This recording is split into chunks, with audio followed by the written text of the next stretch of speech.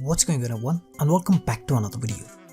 My name is Oman and today's analysis video is going to be about the Premier League game between Chelsea and Arsenal.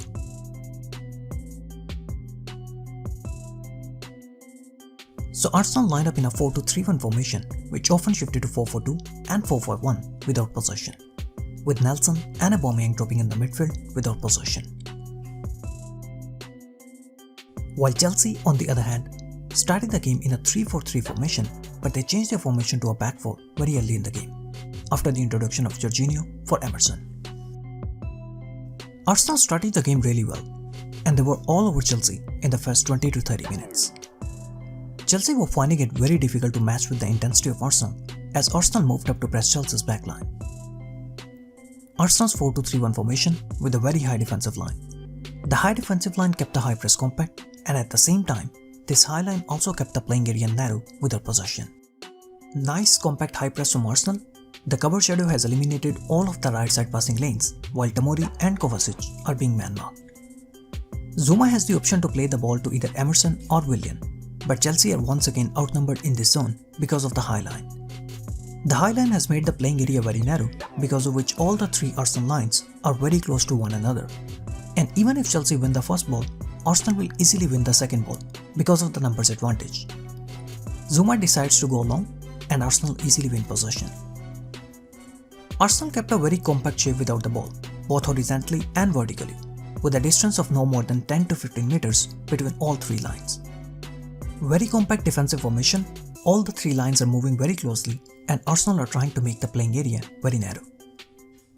And it was Arsenal's defensive formation that made things really difficult for Chelsea and forced Lampard to change his formation. So this is how the two teams were set up when Chelsea had possession. A team with a back three usually gets the numbers advantage on the wide areas whenever the wingbacks move up to attack. But this is where Arsenal's compact defensive formation came into play. And N'Golo Kante and Kovacic were sandwiched in the midfield. Lacazette and Ozil were cutting the passing lanes from the front, with Guendouzi and Torreira keeping a close marking on the two Chelsea midfielders. Nelson and Aubameyang also dropped in the midfield, but their main job was to track the runs of Chelsea's wingbacks whenever they tried to create an overload against Arsenal's fullbacks. And N'Golo Kante and Kovacic are tightly marked from both sides. Aubameyang and Nelson are the two wide men to track the runs of Chelsea's wingbacks. And N'Golo Kante and Kovacic on average play 44 and 58 accurate passes per game.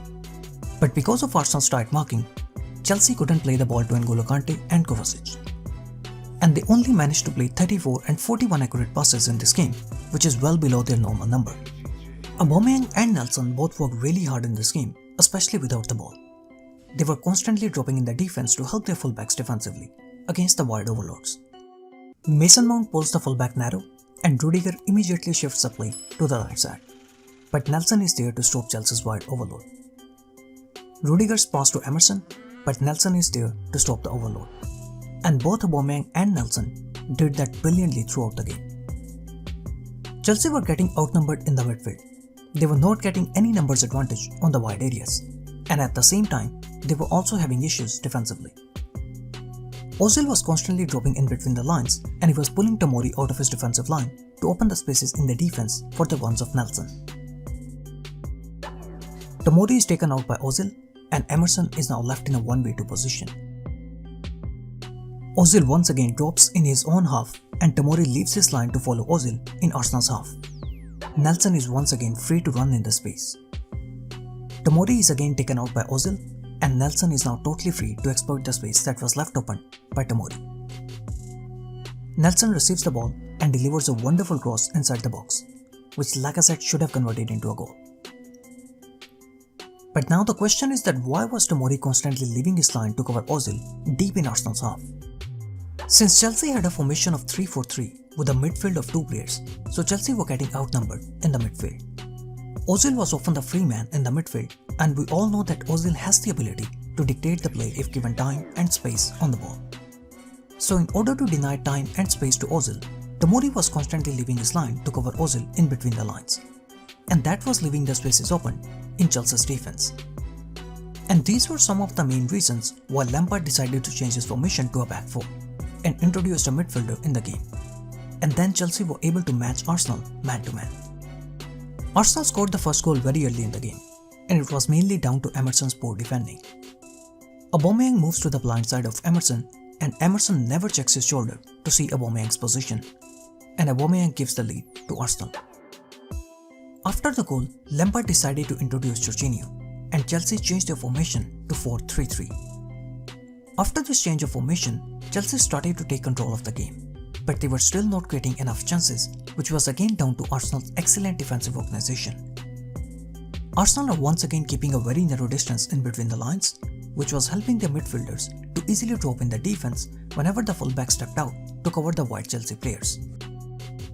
Willian pulls the fullback out, Mason Mount makes the run in the space, but Guendouzi is easily able to cover the space. Arsenal were looking very comfortable in their defensive organisation, and Chelsea needed something special to get back in the game.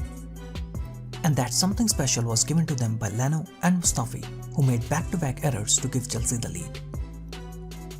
Tammy had his back towards the goal.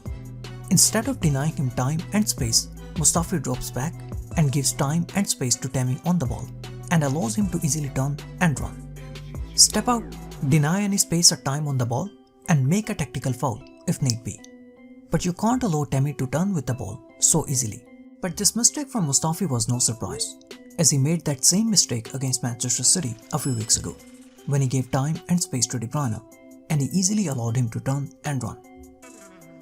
Watch Guendouzi's reaction. Even Guendouzi was shocked to see his centre-backs falling back and giving time and space to Tammy to easily turn and run.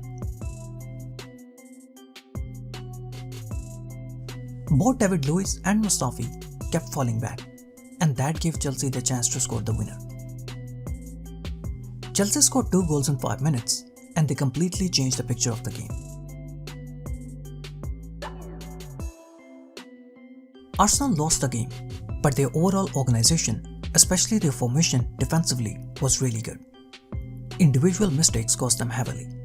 While for Chelsea, Lampard has often been criticised for his poor in-game management, but he deserves some special appreciation for this game, as he made all the right calls in this game.